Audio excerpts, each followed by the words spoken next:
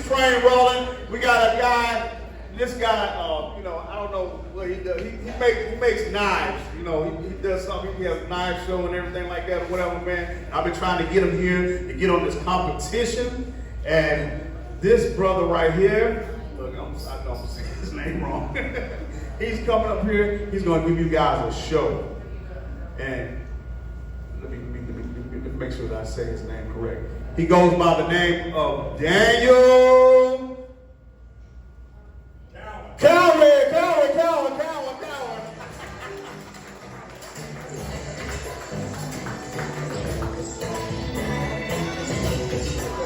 Give it up for Reggie. All right. Everybody give it up for Cradle. Cradle's a prime example. Cradle's a prime example of what happens when you don't listen to your dad and quit jerking off, And Cradle, if you touch my girlfriend's wrist one more damn time, me and you will have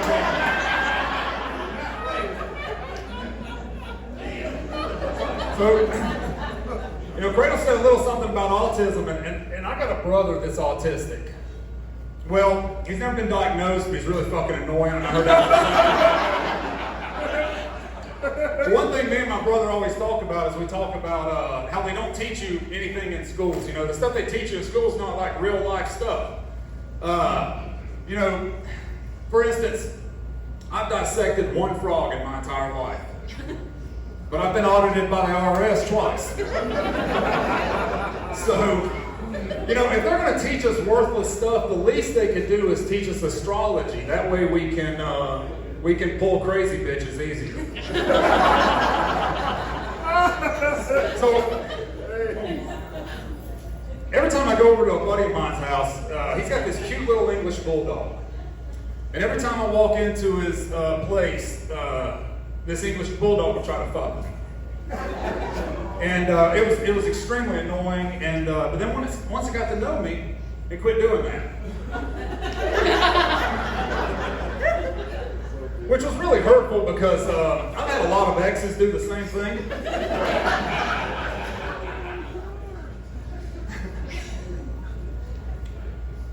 So if you have AirPods, you'll know that they're a lot like hookers. If they die, good luck finding them.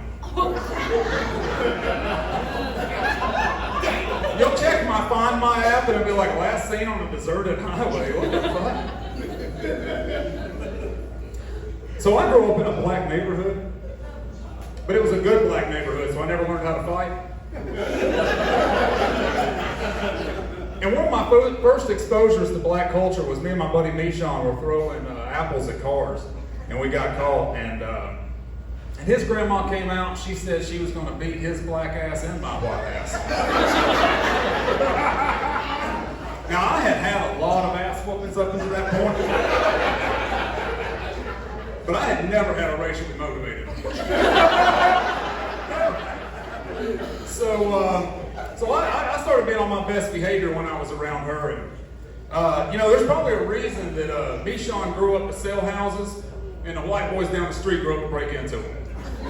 So, but hanging out with Michon, I learned a lot about white stereotypes. And there's the common ones like we don't season our food or smell like wet dogs. But so I was asking another comedian in this area, Ron Eddy. I was like, tell me some more white stereotypes. And he's like, well, you like shows like Yellowstone. I'm like, okay. And he's like, you don't use washcloths. And I'm like, fair. And he said, you don't like black people having fun. And I thought, true. But most people don't consider carjacking fun.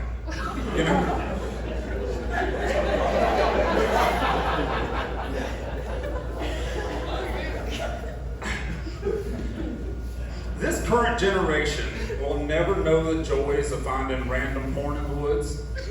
Oh my God. But the problem with finding random porn in the woods is that you're at the mercy of whatever that person's sexual proclivities are. So you find a storage bin full of porn and you open it up and then you're like, well, I guess I'm into big booty black bitches for a while.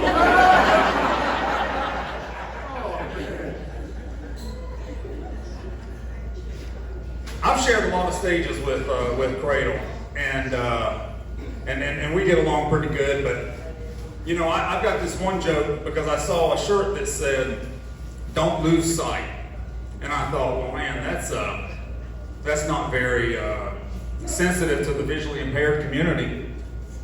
And then I thought, oh, fuck them, they're not going to see it anyway.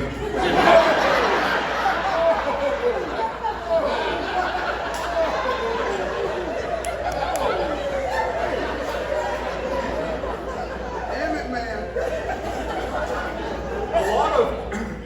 A lot of people will consider that joke ableist, and I'm not an ableist. When I first saw Cradle, I didn't have any prejudice based on him being blind. I thought maybe he had rhythm, or maybe he could dance, or maybe he seasoned his food thoroughly. None of my prejudice was based on him being blind, and all of it was based on him being black.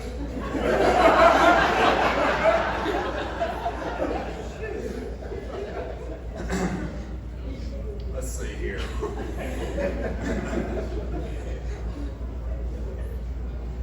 I'll end on this. So there's no need for racism in this society. So if you want to solve racism, you got to figure out a way to make the crazy rednecks like you, right?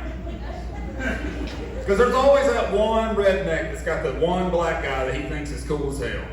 He'll be like, man, that damn Tommy down the street, boy, I tell you what, he's cool as hell. And you'll be like, well, damn, what makes Tommy so cool? And he'll be like, well, shit, he drives a square body Chevy truck and listens to George Straits with the window down. And it's like, dude, you do that shit, you ain't cool. But it got me to thinking, if you want a racist guy to like you, the only thing you got to do is like the things that he likes. So if you like fishing, you get pulled over, hand that motherfucker your fishing license, get this shit off on the right foot. You know, make sure he knows that shit. That's it.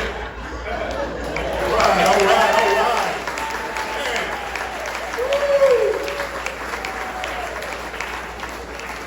Man. Okay, judges, tell us what y'all thought about Daniel. All right.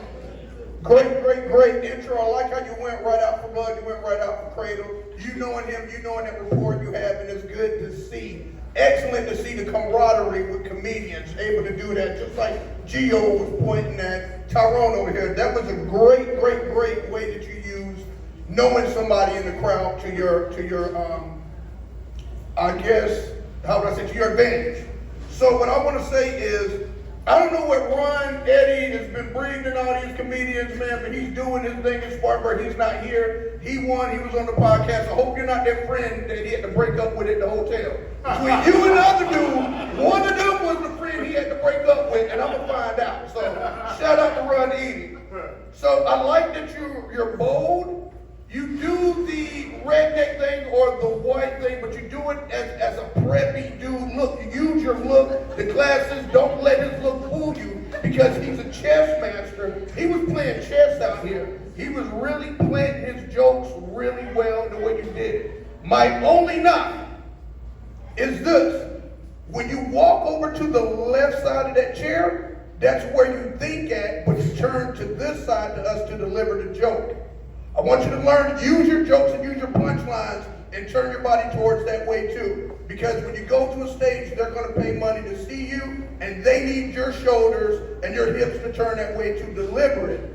Watch, it's weird. When you think, you turn this way. Maybe that's what side you're getting your car. I'm not a person that understands your mind, but you turn that way when you're gathering your thoughts, and you deliver it and give the joke to this side. So just work on that, man. Good job, and I might be able to invite you to the cookout, man.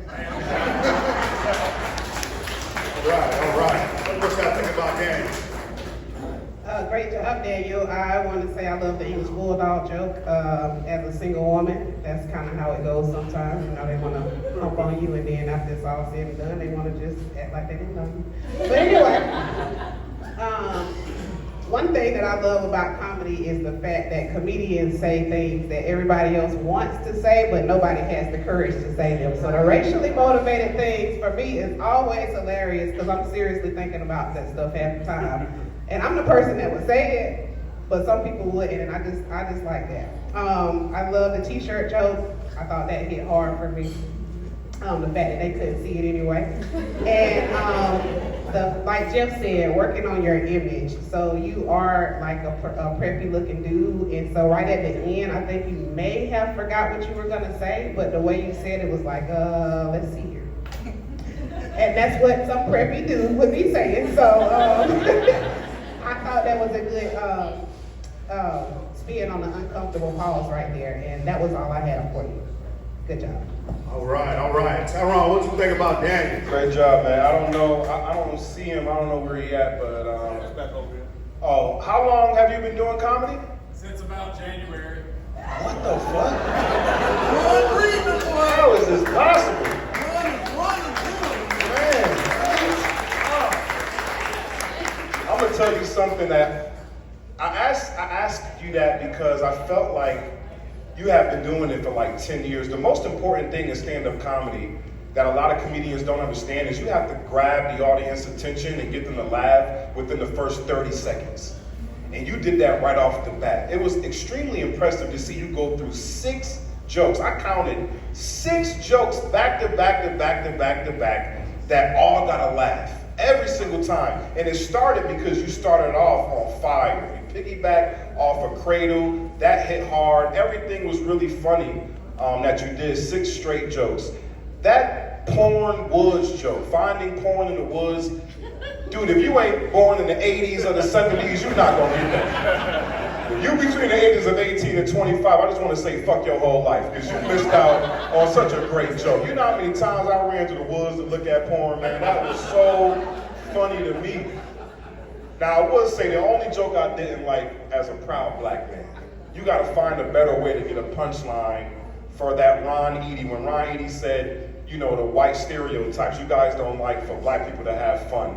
And your punchline was, carjackings are not fun. I stuck my middle finger up at you. You didn't see it, but I was like, fuck you, man. I still laugh, but I said, fuck you, right? Because that shit is hard to swallow, man. If I were you, I have not a similar joke, but I'm just gonna give this to you. I think you should work harder to change the punchline. If you really wanna be a dope comedian, when you're writing a joke, never try to go with the first punchline you come up with, because anybody can do that. Everyone thinks the same, you guys are writing parallels. Throw the first punchline away, think of another punchline. Then throw that one away. Then think of another punchline, and just keep doing it. You should end that joke with, you know, when Ron Eady says, you guys don't like to see black people have fun. You could pause and be like, you know what, you're right.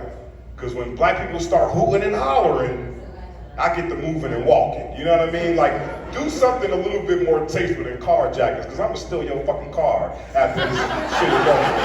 That was fucked up. But good job, man. Great job, bro. All right. Give it up one more time.